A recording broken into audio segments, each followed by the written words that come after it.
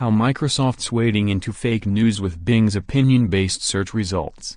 On Wednesday, Microsoft told a room full of journalists that, on Bing, alternative facts would be considered the equivalent of the Washington Post. Sure, that's just my opinion.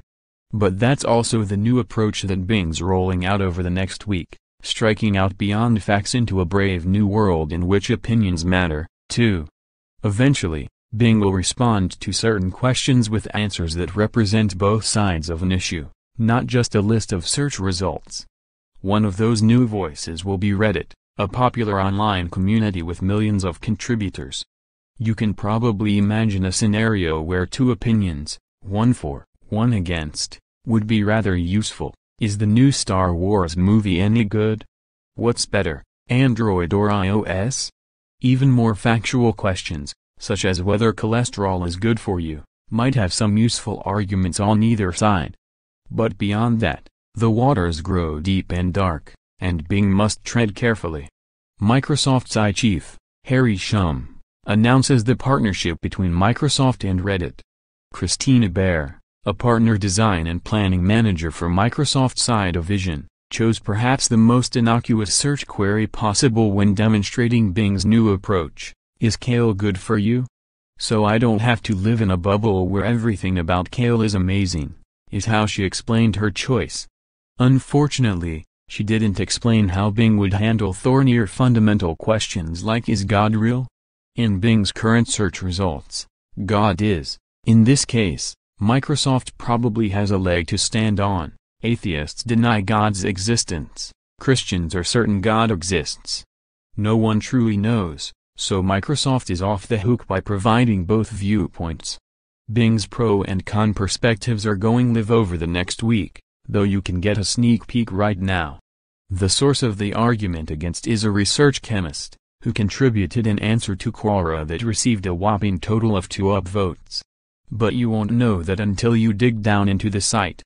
But positing the existence of the Almighty is child's play compared to the holy war pitting science against religion. Does anyone believe that the world was created in 7 days? That climate change isn't real, or man-made? Yes, thousands, millions of fundamentalist Christians do, but that doesn't change the fact that they're wrong. Indisputably wrong.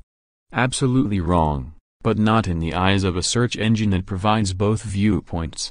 Jordi Ribas, the corporate vice president who leads the iProducts organization, including Bing and Cortana, within Microsoft, acknowledges that the problem is a fundamental issue that I think search engines are going to have. Sometimes the data is very clear. If you want to know when George Washington was born, there's a single answer, Ribas said in an interview. But there are all these other questions where there are different perspectives, he said. And there are some questions where the perspective should have more weight than others. It is a challenge, Ribas added. I think where we and competing engines started, was to find the most relevant answer. And I think that's not the right approach in many cases. And so what we try to do, is to at least surface the different perspectives, and also surface them when all of this is authoritative. Authoritative is the key word, and it's not exactly an easy signal to find, Ribas said. Microsoft set certain criteria for determining authority.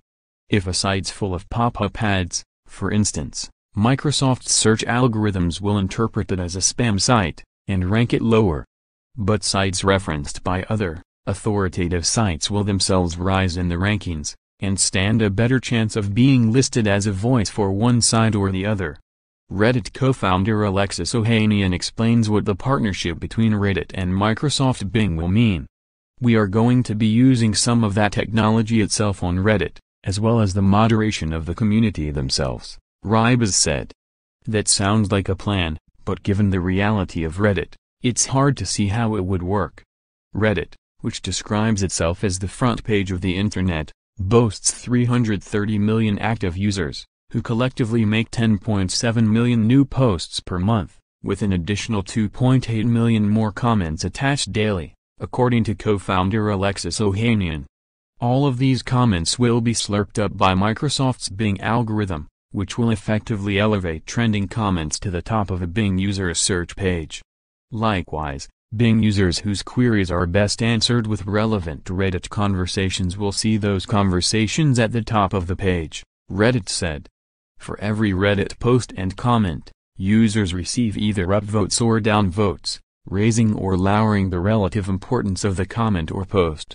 But users can upvote or downvote for any reason. The response might be truly insightful, but it could be also off-topic but funny, or continue one of the site's many memes and in-jokes. Responses by the original poster also tend to receive upvotes, regardless of whether the content is irrelevant. And hardly any Reddit user publishes information under his or her real name, making the determination of who is an authority on a subject that much more difficult. Subreddits are also moderated independently, according to their own standards.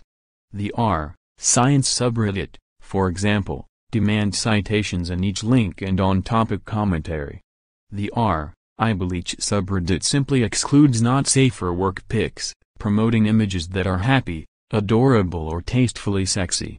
In other words, there's no rhyme or reason to what garners a successful post or comment, and therefore what posts or comments will make their way to Bing. Microsoft's Rybas admitted that upvotes will be one of the key ways of determining authority, probably because there's not an easy way to tell whether a user is actively informing the user, or merely messing with them. Put another way, it seems that Microsoft's strategy is to conflate popularity with accuracy, with no way to really determine if Bing is providing fact, or opinion. Still, Reddit's Ohanian believes the fact that real people are upvoting and circulating comments and news separates the site from Facebook, which uses an algorithm, and, in some cases, paid promotion, to disseminate posts. The way news spreads on Reddit requires a lot more people to say, "Yeah, this is okay," Ohanian said in an interview. Mischievous posters in Reddit's South Africa subreddit posted this photo in an attempt so that foreigners see this picture when they Google South Africa. Even if a commenter posts incorrect information, which is then erroneously upvoted by the community to promote it, on the grand scale of Reddit content, it's not widely seen, Ohanian said.